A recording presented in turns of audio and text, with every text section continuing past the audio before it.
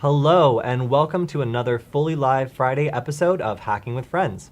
My name is Kody Kinsey. I'm a security researcher at Varonis, and today I have my good friend and fellow hacker, Alex Lin, here to talk about the security news of the week. Alex, thank you for joining us today. Of course. So obviously a lot of stuff happened this week because of the Log4j vulnerability, basically taking over everyone's lives who has to work with computers.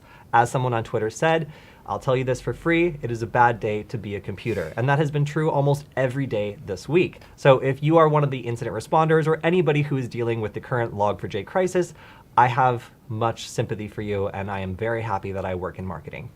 Anyway, there's lots of interesting stuff here, but Alex here went ahead and provided a demonstration of how the Log4j vulnerability works by attacking a target that I think most of us are pretty okay with him practicing on, the free and open source reverse engineering tool Ghidra, which was made and released by the NSA. Ooh. So you might have made the NSA a little bit unhappy, but yeah. I don't think anyone else is really going to care.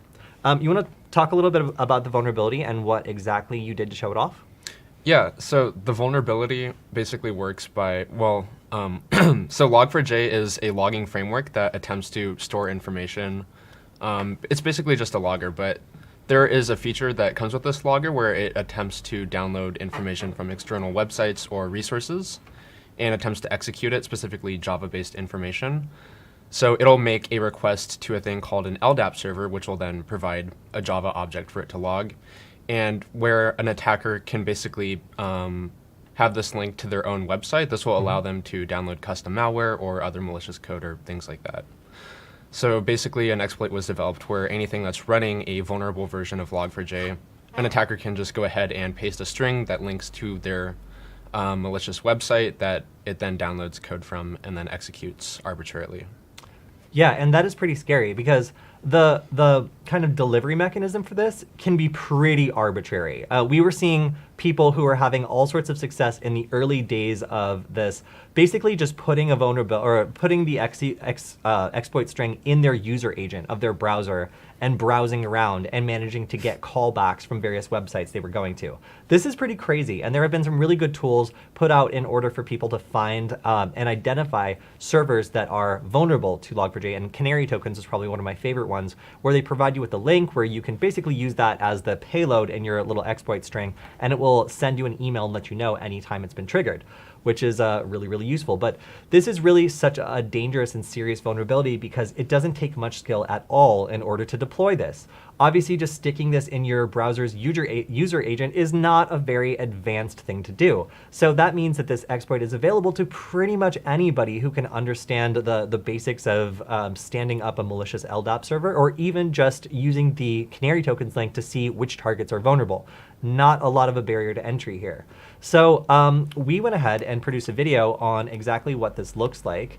And if we want to switch over to my screen, this is now on Hack5. We released it on Wednesday. And so far, it's doing super good. So, oh no, you're talking to me twice. There we go. So you can see Alex is shocked by how easy this exploit is to run. And even though this was just dropped on Wednesday, it already has 52,000 views. So that's pretty cool. Obviously, a lot of people are wanting to have conversations about this. Hey, we got 90. Wants to have a different kind Oh of yeah, everyone wants to have a conversation here. And I was honestly amazed by like how on topic and like almost universally positive these comments are. With the exception of maybe one by Buck Duff. I'm interested in that one. Yeah, but everybody else was super on topic and had really great questions. So if you have a question about this, or if you have something you want to know, then feel free to ask it because we'll try to answer it. And if we don't get to your question today, we'll make sure to answer it on the live Q&A stream on Tuesday. So you can go ahead and drop a question on this video if you have any, but I highly recommend you check this out if you're curious about the way Log4Shell works. It's only 8 minutes long, so this is a really short video. And Alex actually does get an exploit working on Ghidra. So all you need to do to follow along is download an old version of Ghidra, and you should be able to replicate this, which is pretty cool and a little bit spooky, huh? Yeah. Cool. So congratulations on your video doing so well. And also thank you for making something that is just super easy for anybody who wants to understand how this exploit works to understand. Yeah. Okay, so in other personal news, someone we know is going to be at the RSA conference doing a session. And the RSA conference just tweeted this out yesterday, which terrified me because I'm actually behind on a couple due dates for this. but I get to do a talk, and I get to do a talk about how I sometimes get in trouble doing social media on TikTok and YouTube. This is going to be really fun. I'm basically going to get to talk about how I've used social media over the past to reach people who are interested in cybersecurity but not in it yet. So that could be people maybe considering a career change. It could be people still in high school. But really, these are things that a lot of people try to do, and then a lot of people also don't do very well, or they end up having very limited success using social media. And we've had lots of success. We have multiple videos. We have like over 10 videos just on Nullbyte that have over 1 million views. It's really been fun learning how all this works, and we're going to be going over exactly like how anybody who wants to kind of follow the same footsteps here can figure out how to do it without getting into trouble. And we've gotten into plenty of trouble. So if you want to learn about the kind of trouble you get into making this sort of content, you can check out this talk at RSA. And I love that the picture they have of me is standing on the border of the US and Canada. Like, this is Canada and that's the United States, and I'm seriously thinking about sneaking over here and grabbing a rock in this picture.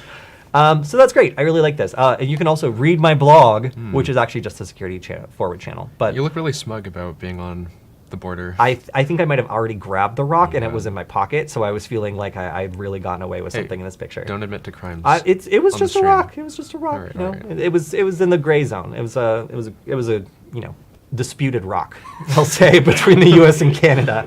If any Canadians have a problem with this, please come see me after the stream. But anyway, so if you want to check out my talk at RSA, please do. It's on February 8th, and it's going to be about, again, me getting in trouble on TikTok and YouTube. And I'm having a lot of fun making the slides for it, which were due yesterday. All right, moving on. Let's talk about something terrible. So AirTags. What are AirTags, Alex? Oof. They're an awful product developed by Apple that are supposed to let you be able to track your stuff, but people are using it instead to track other people or things like that.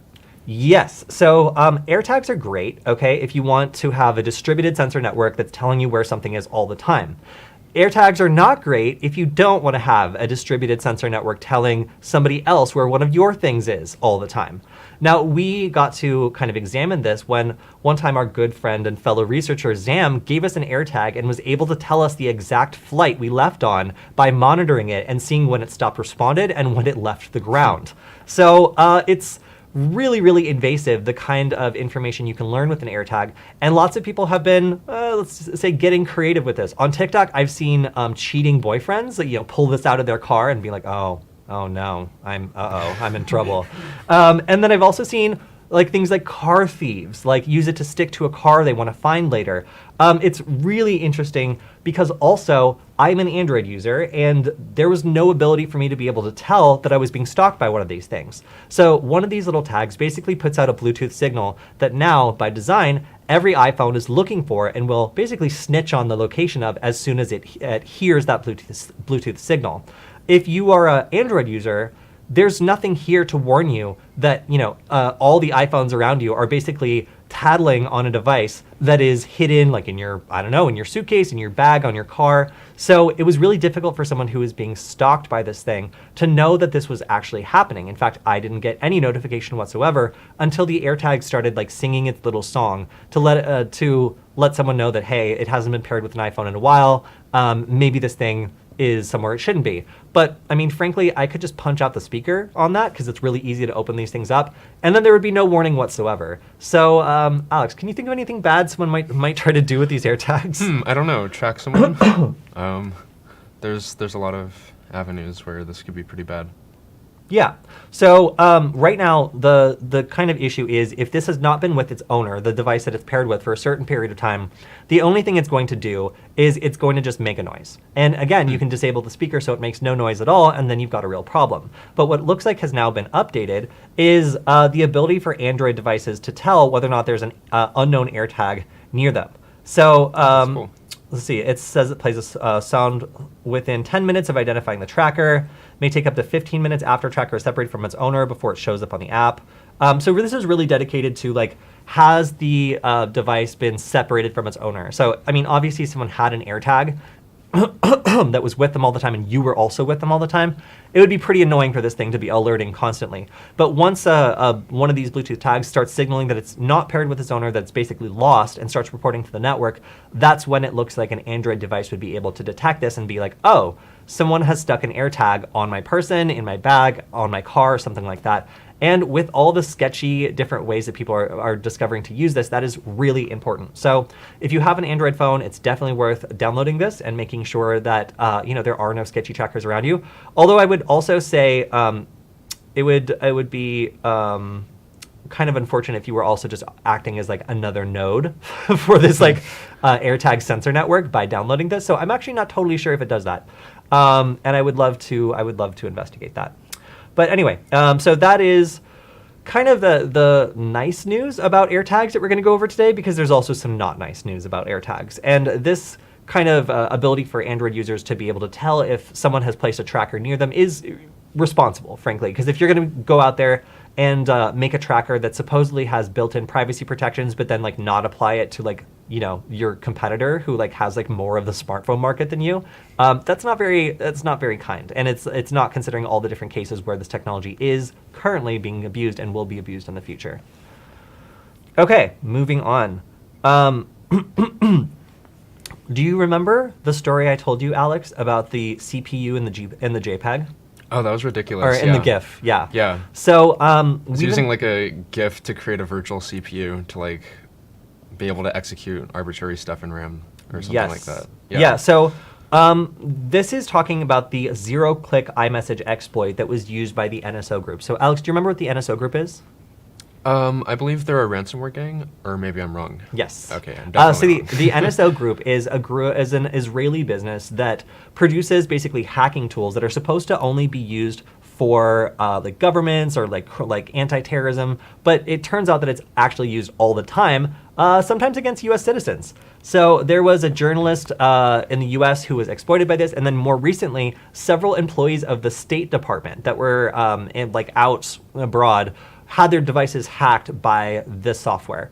So these sorts of exploits are extremely expensive because they take a lot of creativity, and once they get burned, they're really, really difficult to make new ones. So a zero-click exploit means that when you receive this exploit, there's something in your phone that's actually going to receive it, unpack it, execute it, and then become infected without you even opening a message. Now, the cheaper version of this is a one-click exploit, where they'll send you like a text message with some sort of like interesting title that makes you think, oh, like I should definitely click on this. It's maybe relevant to me. And once you do, then something about the web page or the link actually causes something to be downloaded that executes the phone. So that's a one-click attack. And obviously, if you're a paranoid person and you suddenly get an unknown text message, maybe that would make you a little bit suspicious. So the one-click exploits are generally not as expensive for the clients of NSO Group as these zero-click exploits. And that's why these zero-click exploits are really a subject of intense interest, because if you can shut these down, it means you've disabled one of the most expensive and exclusive tools for really sketchy regimes to be able to hack journalists, dissidents, and basically anybody that disagrees with them. So Citizen Lab did a really interesting write-up on forced entry, and Google also has gone through it and done a technical analysis that's gone through some pretty incredible facts about the way that this works. So let's talk about the way that a zero-click attack works and how this particular one did some absolutely crazy stuff in order to be able to operate. And this is an exploit called forced entry. So the way that this basically works is, again, this is an example of a one-click attack. We're looking at zero-click attacks. This is basically based on the way that an iPhone will attempt to parse images. So in this case, iMessages has native support for GIF images. And usually what will happen is when it gets a file with when it's sent a file with the extension GIF, it'll basically send this over to a GIF parser, which includes another element that basically doesn't even look at the .gif file extension and then looks at the structure of the code and tries to determine exactly what it is. So this is the way it works. The attacker would send what looks like a GIF, and the GIF parser would immediately be like, oh, this is a GIF, and send it basically outside of the sandbox or like the protected area where much of this code execution happens. That's not very good. So as soon as this GIF is sent outside of, I think it's called the blast something. Oh, the blast door. Again, I don't know what this is, but from context clues and the way that Apple names things, I can assume that this is like a secure zone where code is meant to execute if it's been sent to you from an unauthenticated source. So it go ahead and moves it outside of that, and then it will run into another parser that, again, doesn't look at the .gif extension and figures out, oh, this is not a GIF. This is actually a really old, weird version of PDF. So what's interesting here is that it's possible to trigger this recognition and then have a whole new attack surface by using all of the different old PDF standards, some of which are super specific and super weird, that are supported inherently by iMessage. So this is something really interesting because the core graphics PDF parser, which is the thing that we're basically attacking here, cannot actually do very much. It can't interpret JavaScript. It can't do a lot of the things that the NSA group needs it to do in order to plant an exploit. So what they did was they used a really, really specific old black and white PDF format that basically allows you to take glyphs, and then this is a pretty good example, like an E, and then match them across the document, and then store a single copy of what that shape looks like and just the location of where all of these shapes go in the document. So it would basically rip it apart into characters, and then these glyphs that represent a character would be reassembled by putting them back in their places. Okay, kind of interesting, weird old technology. Well, what this exploit did was it used this format, but instead of glyphs, it used bits. And bit by bit, with like 40,000 different operations, it constructed a logical CPU out of logic gates.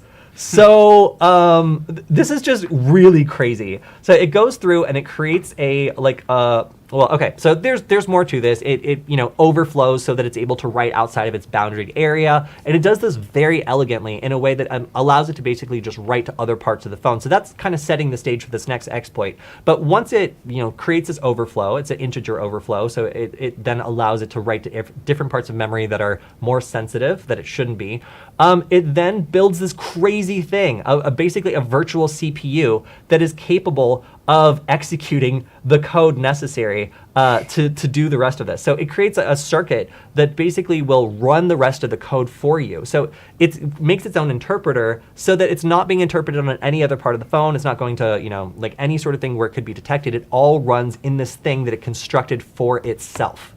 So I've never heard of malware like packing in its own logical CPU and then building it from pixels. But that's exactly what they did. They sent a GIF that got sent over to a parser. The parser thought it was a PDF. The PDF followed this operation and ended up building like a malicious virtual CPU. And then that virtual CPU is what actually executed the code once it unbounded itself and was able to write to different memory areas. That's about as simple as I can make it, because this is one of the most complicated attacks I've heard of in a while. And you can see why people pay, the big bucks for this sort of thing. Like, who would think that a great way of exploiting an iPhone would be to go digging around in old PDF standards and construct literally a CPU? Like, you need to be so good at computer science on so many levels to do this. I mean, first, just building a CPU out of an old PDF is something that's ridiculous and most people don't know you can do. But then using that in an exploit chain, you really need to be looking out for absolutely everything in order to catch something like this. That's just ridiculous. Like, they weren't able to use JavaScript to leverage this attack, so then they instead just built a whole CPU out of a PDF parser. That's ridiculous. Yeah, so this is really incredible. And if you want to read a good story, I highly recommend this write-up by Google's Project Zero. It is totally wild what this group was willing to do in order to make this zero-day, zero-click exploit work.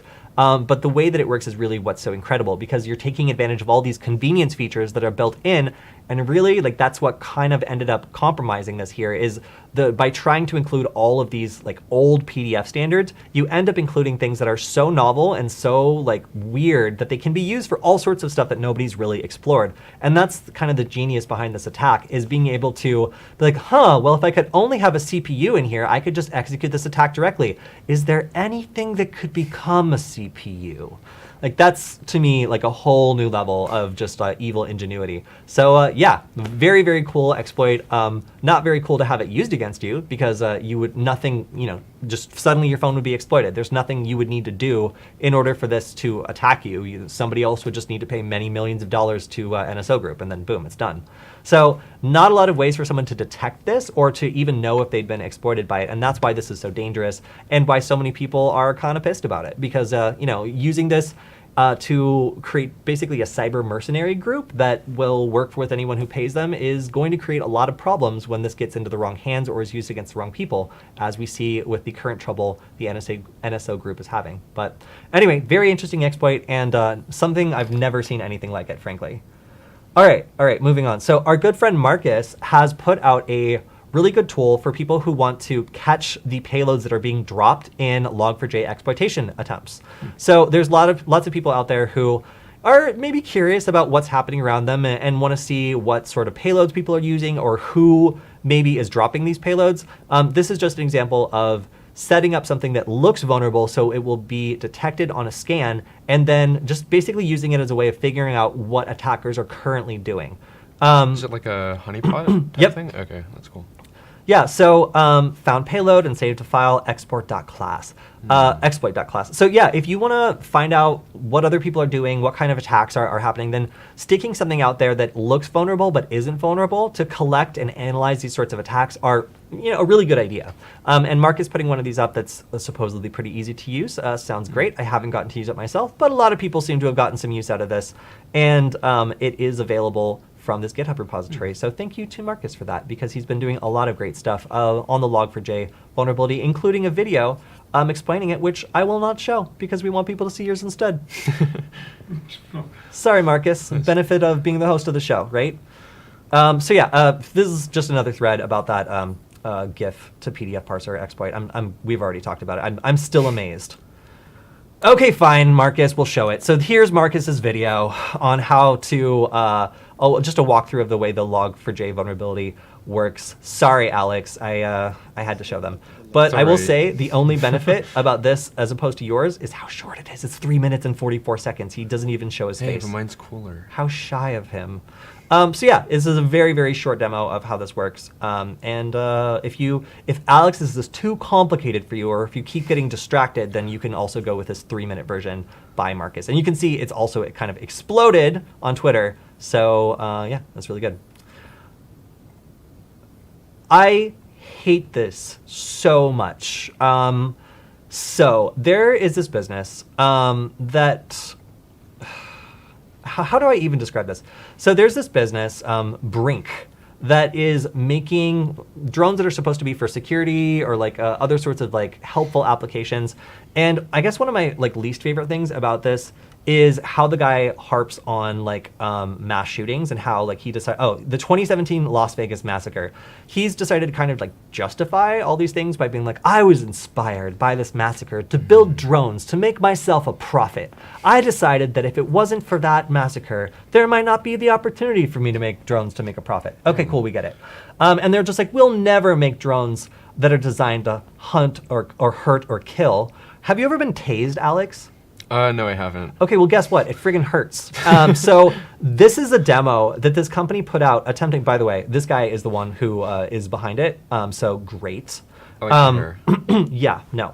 So this is a 2018, so it was a little while ago, promotional video talking about a virtual border wall that just has these creepy cases which contain hunter-killer drones. Oh, wonderful. I couldn't wait until Skynet takes over. Why not instead just have the Border Patrol with these hunter-killer drones autonomously seeking out and tasing migrants? That sounds like fun. Oh, that's awful. So their vision was to just plop these canisters out there, have them charged during the day, and then have these things run patrols where they would basically go around and look for any sort of movement and then swoop down and start screaming at anybody that they found walking around.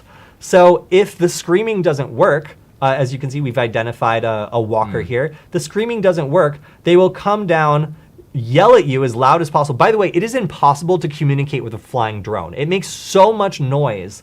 It doesn't make any sense at all. So now you can see this man is walking away and the drone has tased him with his back turned. Okay. So what did we just see here? We saw an autonomous hunter-killer drone identify a man and then tase him in the back. Does this seem like technology that we should be introducing into like domestic policing or like just having in our country really at all? Well, I will say that I don't particularly want to be tased in the back by an autonomous drone that's shouting at me. And it's also, again, very difficult to communicate with the drone whose like propellers are whizzing and making an incredible amount of noise.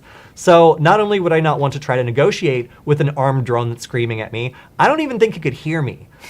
So this company has actually been making a lot of sales lately because their focus has really been on, we want this to be, for like beneficial uses, search and rescue, but the core interest of the guy who created this company have pretty much always been the like migrant tasing kind. Like if the drone didn't have a taser and it wasn't going after the border, this guy like wasn't really interested, at least in the beginning phases, until he started to get more and more investment from people who would not like that sort of rhetoric. And then suddenly, like, the story about doing it like because of the massacre and we would never do anything that would hurt someone kind of starts to become like their marketing thing and starts getting them more and more investments.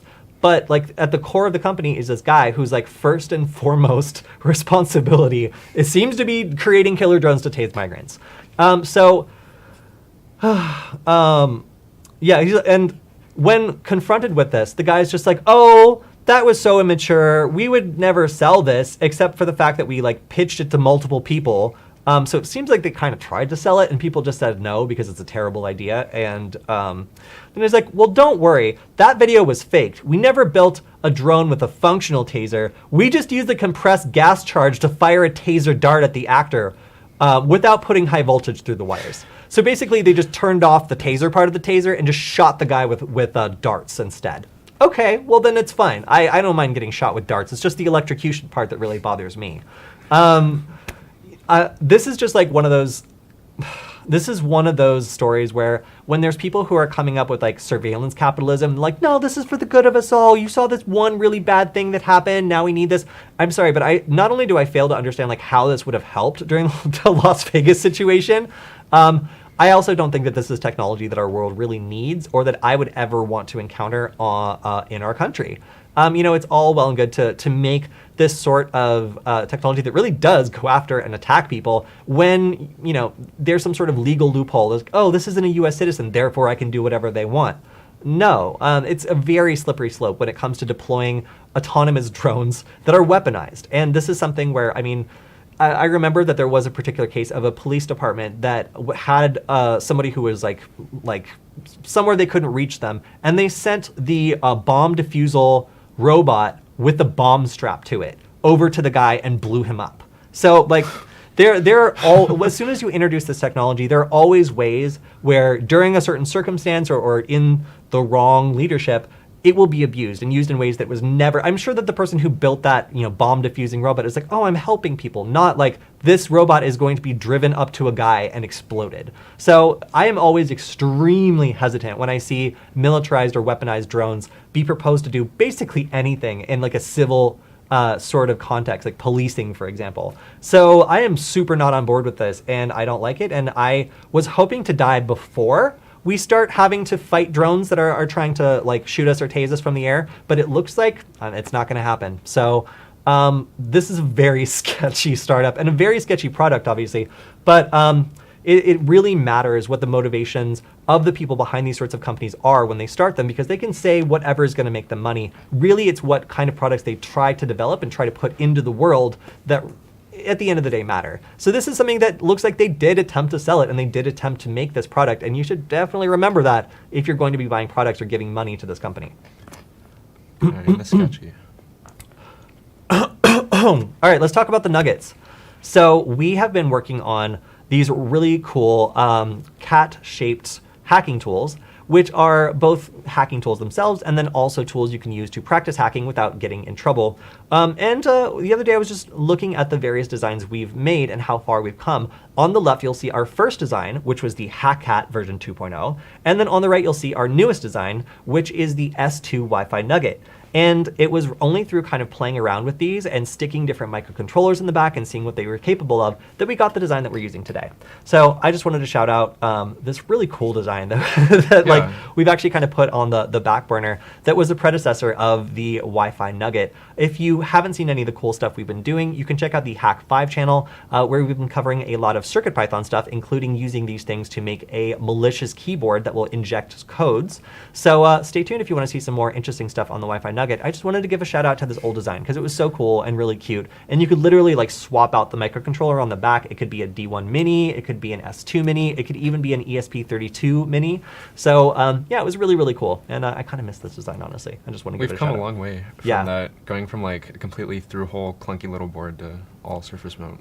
Yeah, I will say, this was back in the days where we were like, oh, we should make it so that these are through-hole buttons. And then we realized that these stab your fingers so badly on the other side that you have to have a case or you can't use this at all. Yeah. So we really learned a lot. And I think this design's a lot better. But it was cool just going back and looking at this the other day. Okay, so there's a new like change coming out to Chrome. And this is Manifest v3. And like Flock and the privacy sandbox that came before it, a lot of people are not stoked about this. The kind of bottom line of this v3 manifest is that it takes away a lot of power that browser extensions currently have. And these browser extensions are things that make the browser, at least in my opinion, work a lot better, like ad blockers, like my precious no script over here.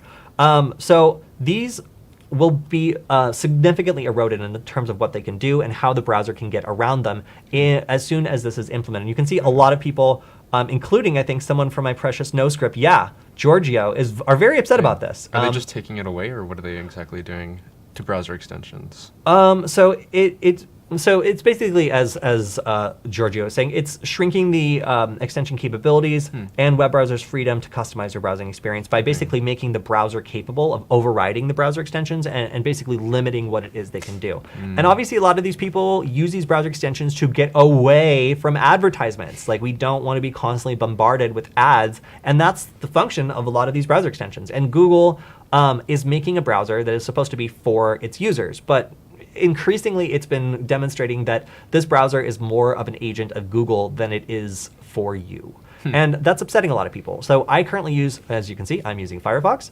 I wonder why. It's honestly because of things like this that make me trust Firefox a lot more than I trust Chrome, because the new Flock is pretty sketchy. Like, that's their new kind of like advertising and like targeting thing that's supposed to be better than cookies and stuff, but it honestly isn't really. It's pretty invasive and a lot of people don't like it. This is just another way that they are kind of eroding what people like about Chrome, is the ability to customize it and have your own personal experience, and that the browser is, used to be kind of working for you. And now, again, like with all these exceptions and things that Google can do that undermine your choices, a lot of people don't like this. And yeah, it's something that a lot of people are also not looking forward to.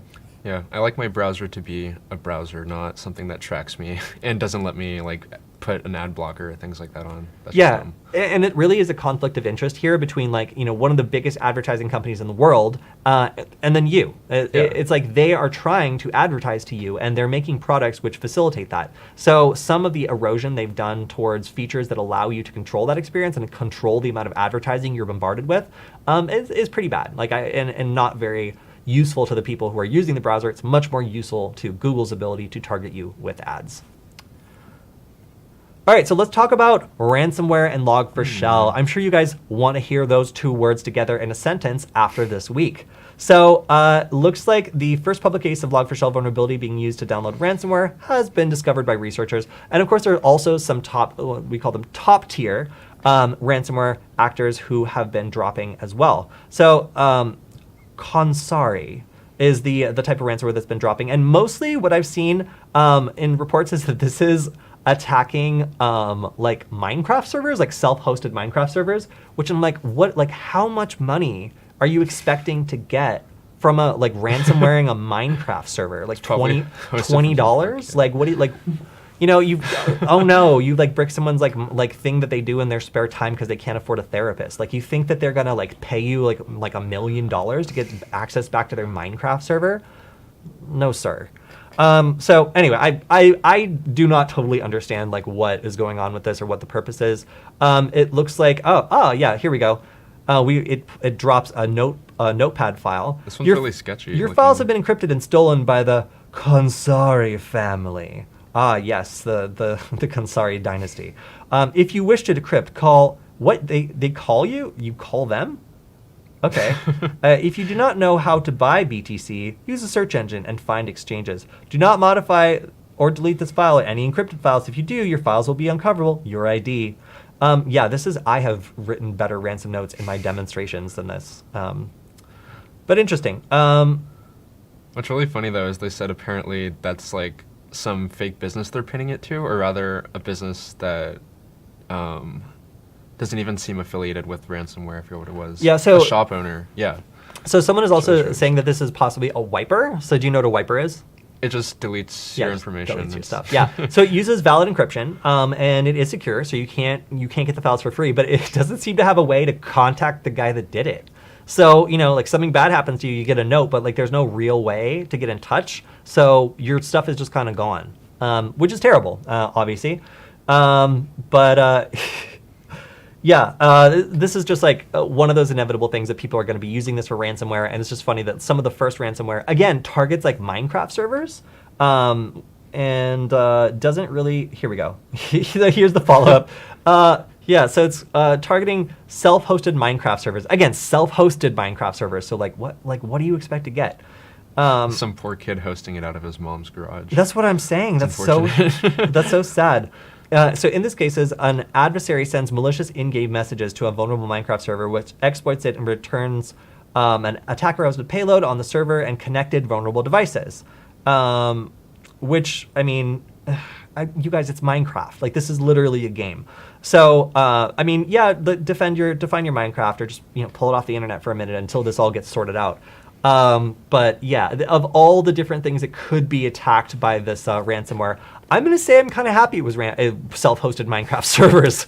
Maybe the fact that it wasn't like hospital, like allergy records or something like that is a good thing. So people can be operated on and like continue to be seen at hospitals. So I'm going to go ahead and say if the first thing to burn on this is self-hosted Minecraft servers, I'm okay with that. That it could be a lot worse. You're just feeding into the oppression of gamers. It's disgusting. I know. I've heard from multiple people that gamers are the most oppressed people, and apparently this is further evidence of that, being targeted yet again in a vicious attack against their livelihood. So sad for all those gamers. Okay, all right, moving on. So then, moving up from the kind of random ransomware, we see the Conti Ransomware, which is considered to be a top-tier ransomware group, which has, I think it says, tens of affiliates, which to me is just say that there's a bunch, but less than 100. But anyway, so what's interesting here is that the vCenter is really what is in the crosshairs, and this is like a virtualization platform that is currently vulnerable to Log4j, and as far as I'm aware, does not yet have a valid patch that has been exploited, that has been pushed out. So we can see the steps of this attack are: we get the initial attack vector, we get a Log4J shell handler, they drop the Conti ransomware operators, and then they get lateral movement and vCenter targeting. So they're able to go and look for other devices which might be vulnerable. They are able to go start rifling around inside the vCenter and see if there's anything worth ransomwaring, or if there's anything worth double exploitationing, where they would copy it first and then ransomware it. It's interesting to see how some of the more advanced actors are taking advantage of this and starting to really hit vulnerable servers hard with these kind of money-making activities. So again, they are trying to encrypt everything they possibly can on this virtualized system. They're trying to make sure that the instructions for paying them Bitcoin are super clear, and then just trying to make money off of this whole thing. So I honestly expected a lot more of this based on how bad this vulnerability was, but we got coin miners instead for some reason. We got lots and lots of coin miners. I don't know why they're so fast, but coin miners are just fast. They just do that. And that's really what we've mostly been seeing attacking these vulnerable systems in the beginning. But now that we're a little bit further out, we definitely have more advanced groups who are going after these in more interesting ways. So it seems like it's also a Russian-speaking group. Wow, what a surprise. And you should probably expect to see more about this as some of the other top tier ransomware groups start digging into this as an attack vector, going up against really, really either protected targets or very juicy targets which might not have been accessible before. It's scary how easy it is for them to be able to just like move laterally when tons of infrastructure that's like powering these sites are probably using Log4j. Yeah, and we at our house personally just went through and audited the applications on our devices to find out if any of them were vulnerable to Log4j. Our friend Sean found 6 on his computer, 6 different applications that were vulnerable to Log4j. And Alex, how many did you find? I found 2 on my computer. Yeah, so so I've been self-hosting like websites and stuff like that to test out before I deploy them. And this is exactly the problem. It's like there's so many different things that include this. It's going to be really hard to do an audit and find every single one. So, I mean, I still need to do more searching on my devices to make sure I've gotten the last one, because several of the different products that I use ended up being vulnerable. Like Ghidra is just one example of something that had to push out a fix really, really fast because of how easy it was to exploit this. Yeah, and there's even like wrong information being put out on like how to patch the update. Like some people thought just updating to a new version of Java would mitigate this, but that's not the case. Yeah, absolutely. And you know, people were doing all sorts of sketchy stuff in the early days. Like, do you remember this?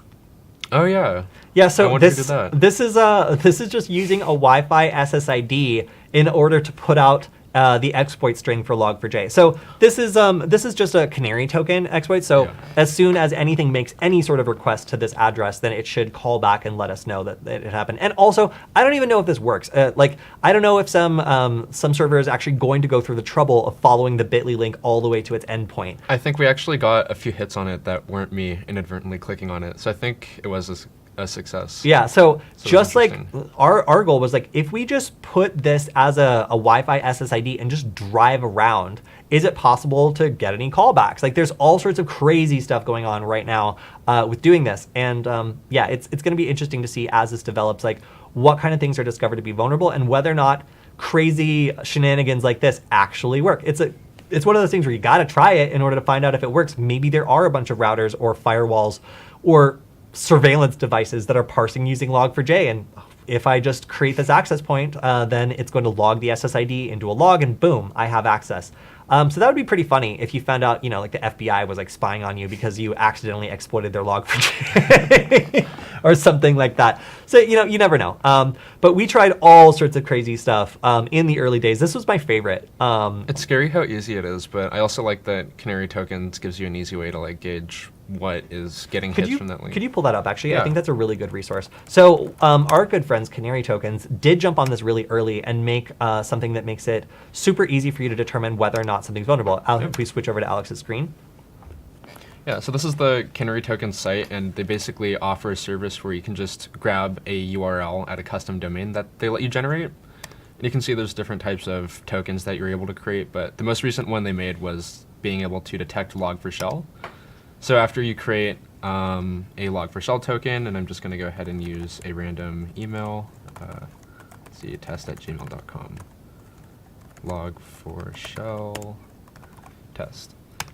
So basically just plug in your email, and that's where they'll let you know if you get hits at whatever link you provide. This one specifically will let you detect if the thing that attempts to log this string is vulnerable to Log4j. So you can basically just copy this canary token, paste it inside something like your browser agent. You could make it your SSID or something like that. And every time a system that's using a vulnerable version of Log4j attempts to download and store this string, they have a server running on Canary Tokens, presumably, that sees whether or not this gets a hit, and then it will log like the device name or whatever parameter you plug into here, and then go ahead and forward that to your email so you can see what devices are hitting it and information about them like geolocation or other basic stuff you can grab from the IP. We also have a comment from the audience. Minecraft isn't just for therapy. It helped me tune my creative problem-solving skills. That sounds like therapy to me, but okay. Well, I mean, whatever, sure, yeah. But yeah, so this is a really awesome tool for anybody who wants to like not exploit this, but just test to see if stuff is vulnerable. Like if you want to, you know, drop your own custom code or whatever, go follow Alex's guide on Hack5. But if you just want to find out if some of your stuff is vulnerable, this string will do everything you need. And it is a little bit long, so I couldn't fit it into like a Wi-Fi SSID to do all the shenanigans I wanted to do.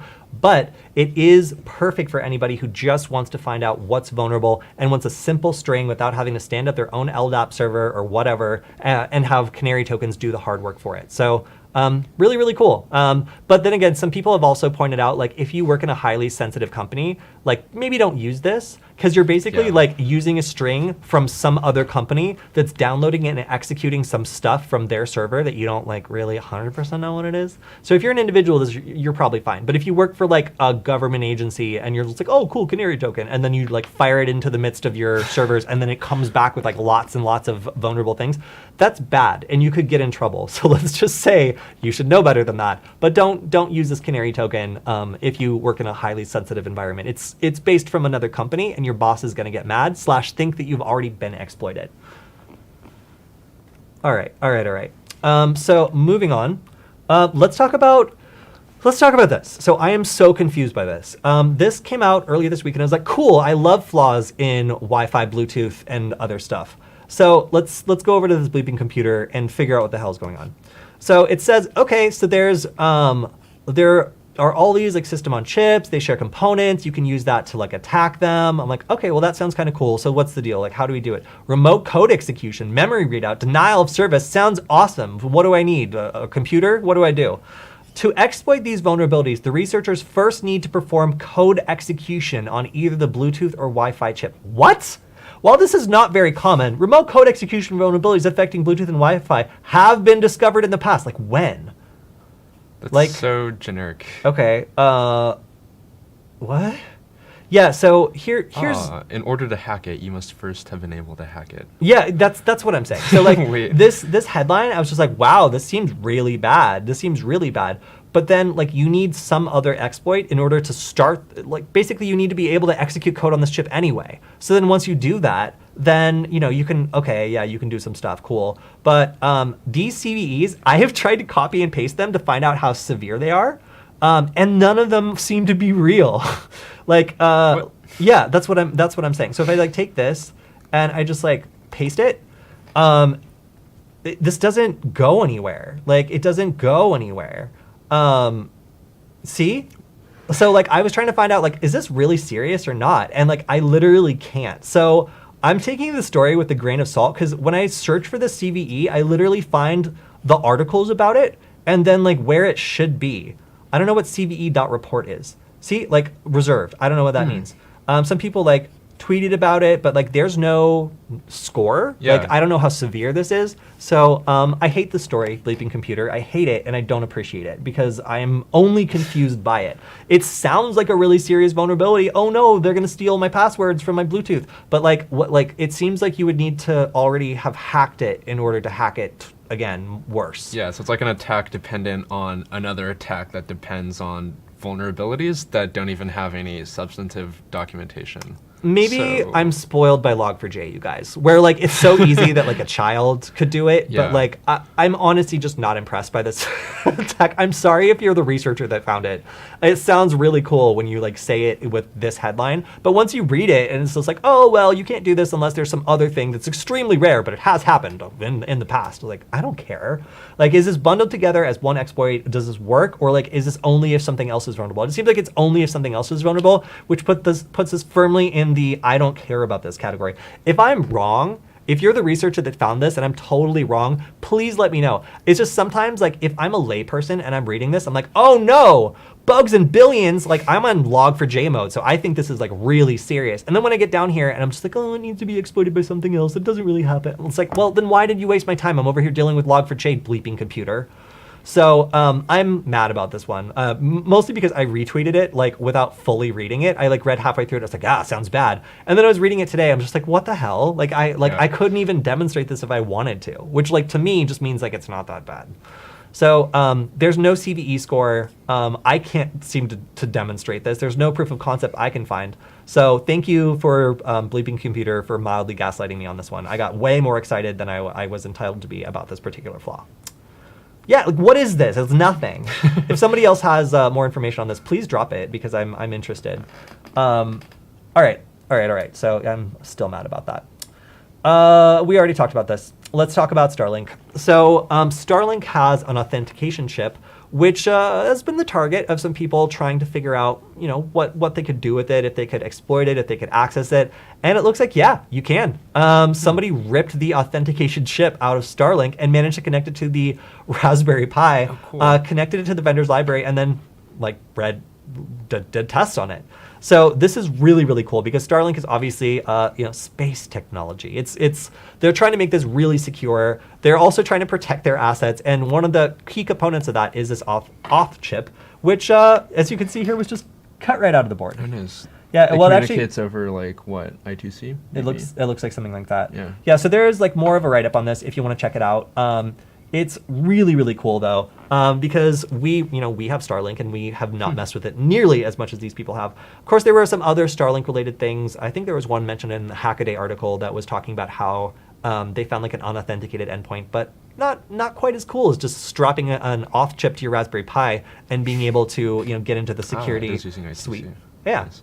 Yeah, right? Yeah. so yeah, this is really awesome. I have to say I'm very impressed by anybody who can go in and just rip out a security chip and then immediately start accessing it and playing with it. But especially when it comes to Starlink, that's super, super cool.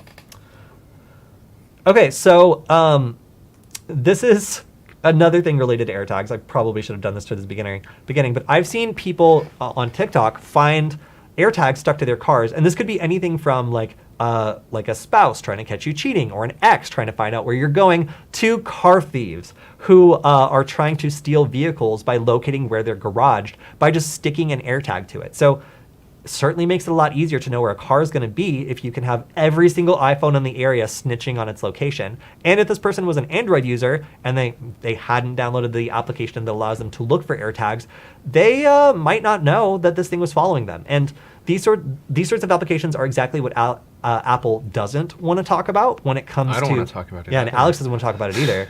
Because there's just so many different ways these could be abused without the individual who is being targeted by them knowing. This is just kind of the latest example. So if you want to see some guy who loves muscle cars get very spooked, if they want it bad enough, they're gonna take it. Nelson said. It's a 392 Scat Pack 2018 Charger. What does that mean? All right. Well, I don't know enough about that to know what that means, but you can see that AirTag tile trackers are becoming increasingly popular for this sort of thing. And if you want to read more about how this guy got spooked by it, you can take a look at this. But there have been actual successful thefts using these as well that have been reported in the news. Again, this is not an application for these trackers that Apple's particularly eager to talk about, but it is definitely something that has been happening and something that will continue to happen as these trackers are so easy and so cheap to use. I find it scary that there can be an entire network of just these devices snitching on you that you might not be able to even entirely detect if you're just using Android. Absolutely. Yeah. It just makes it so easy for someone to get a very granular level of detail about where you are. I just want to, we have an AirTag that I think Zam gave to us. I just want to punch out the speaker and see if there's any way to detect this thing without downloading the Android app. So again, very, very sketchy. Don't like it, and not really anything you can do to opt out of it. So that's pretty lame. I hate it. All right, I think that's all I have. Alex, do you have any other stories? I don't have any other stories pulled up. All right. Well, then I guess that's it. Thank you to everybody who joined us in the chat today. If you had a question about anything we covered, you can feel free to drop it on the YouTube channel, and we will make sure to answer it live on the Q&A on Tuesday. Or you can just send it to me on Twitter, and we'll answer it live there too. But either way, it's great to have everybody with us in the chat today. If you enjoyed this, you can catch us every Friday going over the news. And if you want to check out some more great Varonis content, you can check out the Varonis brand channel, where our sometimes co-host Killian hosts the Threat Update, which shows you how real companies are responding to actual threats in the real world. Alex, thank you for joining us today. Thank you for everybody in the audience, and we will see you next time. Bye.